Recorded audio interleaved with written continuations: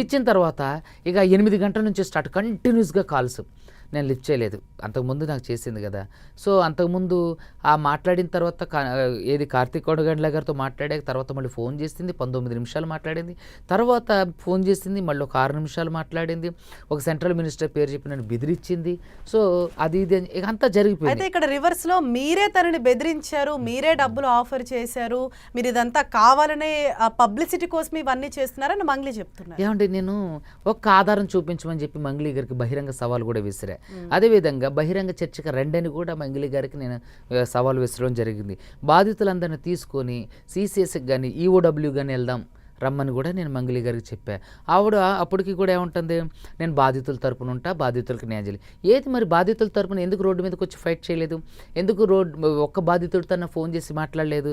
మీకు నేనున్నా, ధైర్యంగా ఉండండి, డబ్బులు వస్తే నేను కూడా మీతో ఉన్నాను, ఎందుకు మాట్లాడలేదు? ఏవో పేపర్ స్టేట్మెంట్లు ఇస్తే సరిపోతుందా? సో నేను కూడా నా దగ్గరకు వచ్చేసి నేను 10 లక్షలు అడిగానని చెప్పేసి అని అన్నాడు. ఏది ఒక్క ప్రూఫ్ చూపించమని చెప్పి అడిగా. ఆవిడైతే ఒక చిన్న క్లిప్ పంపించారు. దాంట్లో ఏముంది, సురేష్ బొబ్బిలి గారు నన్ను బ్రతిలాడుతున్నారు అన్న ఆడపిల్లన్న వదిలేనా అండ్ దాంట్లో ఆ క్లిప్లోనైనా నేను ఎక్కడ డబ్బులు అడిగినట్టు కానీ, నేను ఎక్కడన్నా ఆవిడ బెదిరించినట్టు కానీ, లేదు నేను ఆవిడకే ఉండే డబ్బులు ఆఫర్ చేస్తున్నట్టు కానీ, లేదంటే నేను ఆవిడ తిడుతున్నట్టు కానీ, ప్రెజరైజ్ చేస్తున్నట్టు కానీ ఎక్కడన్నా ఉందా? సో ఆవిడ దగ్గర ఒక్క ఆధారం కూడా లేదు. ఆవిడ ఏంటంటే మీడియా దృష్టిని, ప్రజల దృష్టిని, అటెన్షన్ దాన్ని మార్చాలి, డైవర్ట్ చేయాలి, ఈ అటెన్షన్ అంతా డైవర్ట్ చేయాలి. ఆవిడ ప్రధాన ఉద్దేశం అదే. సో ఆవిడ ఎన్నోసార్లు చెప్పింది, సార్ మా వీడియోలు తీసేయండి సార్, మా తమ్ముడి పేరు నా పేరు తీసేయండి సార్. ఆ వీడియోలో ఉన్నది నిజంగానే శివనేనా? ఏది శివ కాదండి, దాంట్లో భరత్ చౌహాన్ ఎవడైతే ప్రధాన నిందితుడు ఎవడైతే ఉండో, ఇప్పుడు మంగ్లీ వాళ్ళ చెల్లిని చేసుకోబోతున్నటువంటి రమావత్ మధు ఎవడైతే ఉండో వాళ్ళ సొంత అక్క భర్త అతను. సో రాంగ్ మీడియాలో మేము ఇచ్చినప్పుడు కొంతమంది దాన్ని రాంగ్ గా పేరు టైప్ అయింది.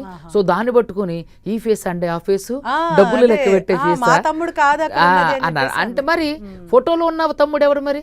ఇప్పుడు అదైతే దాంట్లో రాంగ్ మీడియాలో ఒక మీడియాలో దాన్ని రాంగ్ పడ్డది. ఈ తమ్ముడా, ఈ అబ్బాయి ఆ అబ్బాయి అని నన్ను అడగామమ్మా. మరి ఫోటోలు ఆవిడతో రమావత్ మధు దిగిన అర్ధరాత్రి దిగిన ఫోటోలు పెట్టిన మరి ఇందులో నేను కాదని ఎందుకు మాట్లాడలేదు? వాళ్ళ తమ్ముడు గోకుల్ నందన ఇన్ఫ్రా ఇండియా ప్రైవేట్ లిమిటెడ్ ఓపెనింగ్కి వెళ్ళిండు, వాళ్ళు సన్మానం చేశారు, వాళ్ళతో పాటు తిన్నాడు, తిరిగిండు, బాధితులతో తిరిగిండు, వాళ్ళతో ఫోటోలు దిగిండు, మరి అవి కూడా రిలీజ్ చేస్తున్నాం. మరి అందులో వాళ్ళ తమ్ముడు కాదని ఎందుకు నిరూపించలేదు మంగ్లీ గారు? సార్ అంటే ఇక్కడ శివ అన్నది ఆ కంపెనీలో ఉన్నాడా? అంటే అతని పేరు అక్కడ వచ్చిందా? మీరు ప్రధాన సూత్రధారి అంటున్నారు కదా శివ అన్నది వ్యక్తి. సో అతని పేరు ఇక్కడ ఉందా కంపెనీ? ఉందండి, అతని పేరు. ఇంకోటి ఏంటంటే బాధితులందరితో కూడా తనకు ట్రావెల్ అయ్యి మీరు డబ్బులు పెట్టండి, పెట్టుబడులు పెట్టండి, దీంట్లో మంచి లాభాలు వస్తాయి, మనందరం కలిసి పనిచేద్దాం, అభివృద్ధి సాధిద్దాం అని అన్నాడు. ఇంకోటి ఏంటంటే నాకు కొంతమంది చెప్పిన ఇన్ఫర్మేషన్ పోలీసుల దగ్గర ఉందని.